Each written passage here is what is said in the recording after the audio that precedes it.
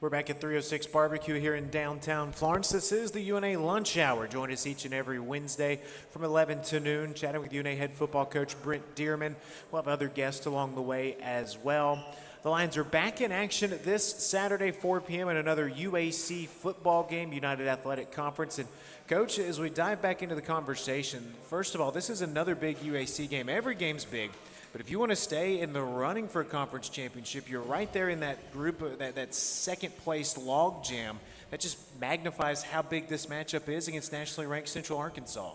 Yeah, it is. It's like a playoff game, essentially, where our guys understand we got to take care of business on the road against a very talented football team, which quite possibly may be the best team in our conference, to be honest with you. So we put ourselves in this situation.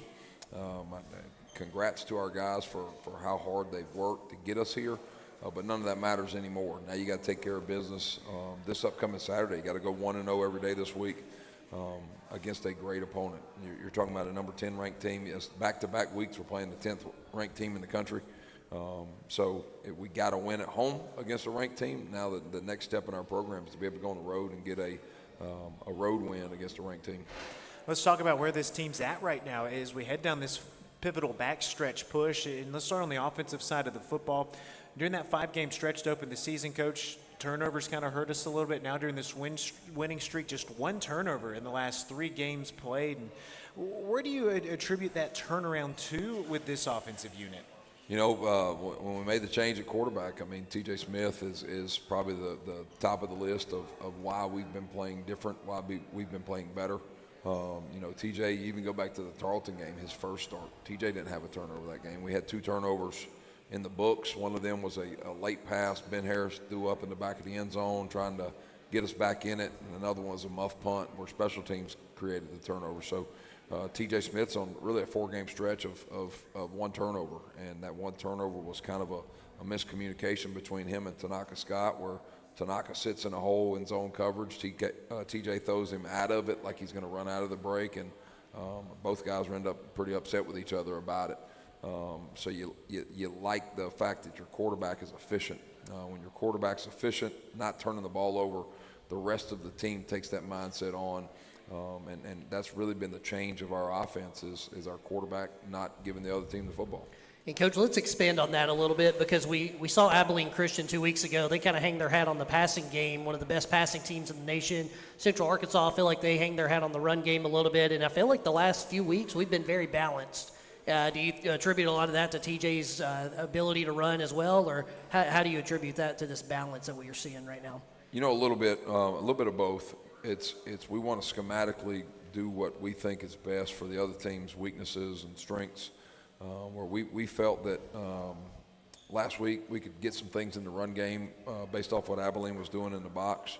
But we always know that, I mean, we think we've got one of the best receiving corps in our conference, and we've got to find ways to get those guys the ball.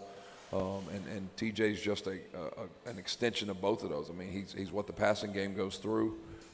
TJ can run really well, so he adds an element to our run game where defensive coordinators, defenses have to account for him in the run game. So it's nice when you have that dual threat guy, and you can have more balance as a whole when you have that type of guy where you're looking at an Abilene where Abilene doesn't ask their quarterback to run. He's not a bad runner. That's just not what they ask him to do, and they throw it around. And I thought tip of the hat to our defense, they held him underneath his season average in both touchdowns and passing yards. So I thought we got some pressure on him, got him sacked a couple times.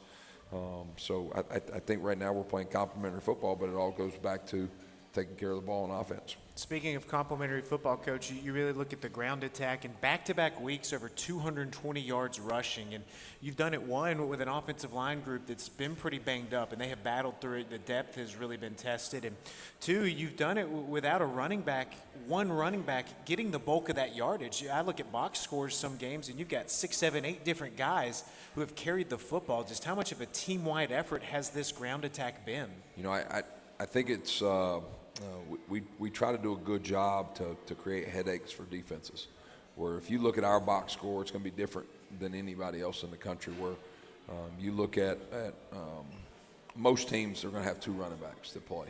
Most teams are going to get 3 receivers that they're going to try to get the ball to, where with us, there's so many different personnel groupings that we've got. I mean, you got a personnel grouping last week that had two tight ends, Tanaka and Justin Luke in the game. Justin Luke catches a touchdown. You had a personnel grouping last week that had Kingston Lowe playing running back and Jalen Fletcher playing a receiver-like position. I mean, there's so many different ways that we try to schematically get more people involved in our offense than most people do. And I think it helps our buy-in when some of those 2s and 3s know that they're still going to get 10 plays in this game. I think it helps practice, it helps the culture, it helps everything, but it's also a headache to whoever's in the box on the other side trying to figure out who's in the game this play. So there's so many different factors as to why we do it, but we also try to put our guys in the best situations that they do best. Coach, let's talk a little bit about the offensive line. Coach Hutch in the house today. Michael Clay is coming on the show. Colin Wright's here. And this offensive line has had to do a lot of things this year and block a lot of different ways. And something I've been curious about, I know PFF, they put out their grades, and I know you kind of look at that. I'm sure we have our own grading system. Might be a better question for Hutch, but, from your perspective, what do you look for when you're grading an offensive line, and what do you want to see? Offensive line's the toughest position to get graded in football, and you guys probably know this, but my dad's a former O-line coach, 44 years, and he said that in all his years of coaching, it's rare to have an offensive lineman grade in the 90s because Ben knows that's the toughest position to get graded at because you've got your feet you get graded on, you've got your stance, you've got firing off the ball, you've got finishing another human being in a block. And in college football, it's tough to man-to-man move another human being, where in high school and junior high, you can just be more gifted than somebody. At this level, a lot of people are on the same level as far as God-given talent. So there's so many different ways for an offensive lineman to get downgraded on just one play. So to get graded in the 80s is an exceptional thing for an offensive lineman. And that's something that I tell our players when we show the grades of all of our guys on Monday. O-line's usually probably going to be graded less than everybody else because there's so much that goes into playing that position. Let's jump over to the defensive side of the football, Coach. And when you look at the last 4 games, all UAC football games, this defense leads in pretty much every major defensive category with the exception of scoring defense, in which we're second place with a great number at 23 points given up per game in those 4 UAC games. But what's been the biggest turnaround difference for the defensive side of the football? You're really looking at 2 different teams. Defense is one side of it. I bet we're like tops in the country in turnovers on offense. But you go back to the last 4 games and you hadn't turned the ball over. That tells you how much different we were in those first 4 games. And I think our defense is benefiting from the offense not putting them in bad position. Where early in the year, all those turnovers, it mentally wears on you. After you get a stop on defense, and then 2 plays after sitting down on the sideline, a pick thrown or a fumble happens, and you got to get your helmet and you got to go back out there. It's a tough task, especially when you don't just come off the field. So I think the defense is playing better because we're playing better complementary football. We're swarming to the ball. He would tell you probably that it's mostly because of him, but getting Edwin White Schultz back has been a benefit to us as well. He's not the reason that we're there, but he would tell you that. Edwin would probably tell you that for sure. But I think we're just playing complementary ball is the biggest thing. For the record, going back to that stat, you're talking about turnovers gained. We ranked 27th in FCS, almost in the top 25 with 11. We're second in the conference. Tarleton State has 16, so we're only 5 off the leader. So this defense doing a great job forcing turnovers. That's interceptions. That's fumbles. That's everything. But let's talk about the guy that's in the house today, Gregory Reddick. I mean, he's had an unbelievable season so far. One of the nation's leaders and conference leaders in tackles. Seems like he's getting to the ball a lot. And having Edwin right beside him again now has been really good for him as well. Yeah, I think so. And the other thing that he's probably not the leader in tackles in the nation. He's got 2 linebackers in front of him that do a really good job of getting the ball on the ground with Josh and Jackson. Greg is I've watched Greg grow so much in the last year and a half, not just on the field, but watch him grow as a person, watch him grow as a man.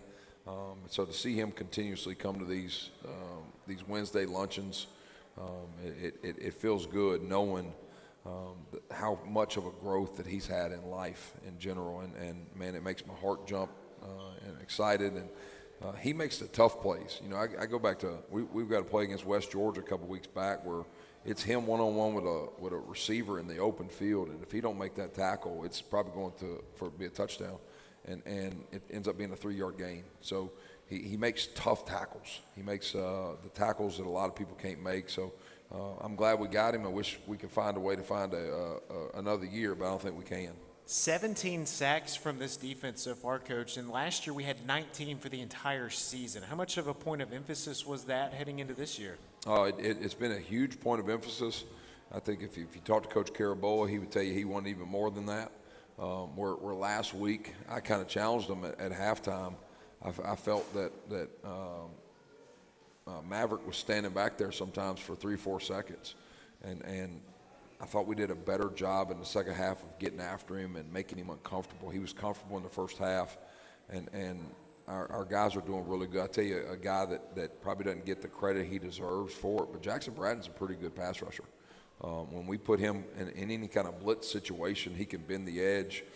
You've got all kind of guys on the defensive front that have done a good job. Seth Hampton comes down with a sack last week, a guy that you would not have thought was going to record a sack, makes a big-time play in that game on a third down situation in the fourth quarter.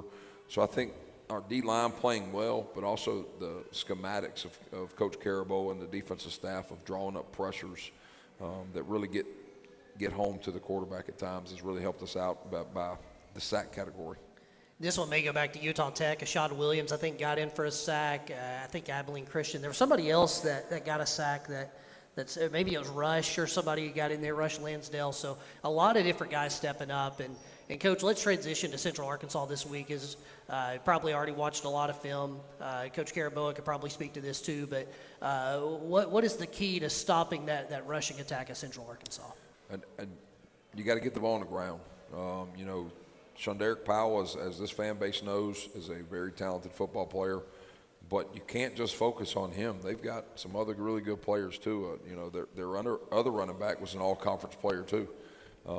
So you've got to tackle the ball. You've got to play sound. You've got to stay in your gap. When you get a chance to tackle the running back, you got to wrap him up. It's not a just hit him and he goes down situation. He takes 0-yard runs, 75 yards. From talking to different coaches that's played them, they felt like their plan was really good, and he finds a way to get out of there. So we've just got to swarm to the ball. Even when you feel like you're on the backside of the play, you got to have a great pursuit angle. So pursuit angles and tackling the ball is going to be the biggest deal this week. That's coming up this week in North Alabama's on the road at Central Arkansas. The preseason favorites in the UAC, they're ranked number 10 and number 12 in the two polls at FCS. So it's another top 10 matchup for this UNA football team. We'll let Coach Stearman take a little break. We got a couple player guests. We'll see who wants to go first when we come back here at 306 Barbecue in downtown Florence. You're listening to the UNA Lunch Hour on WLX.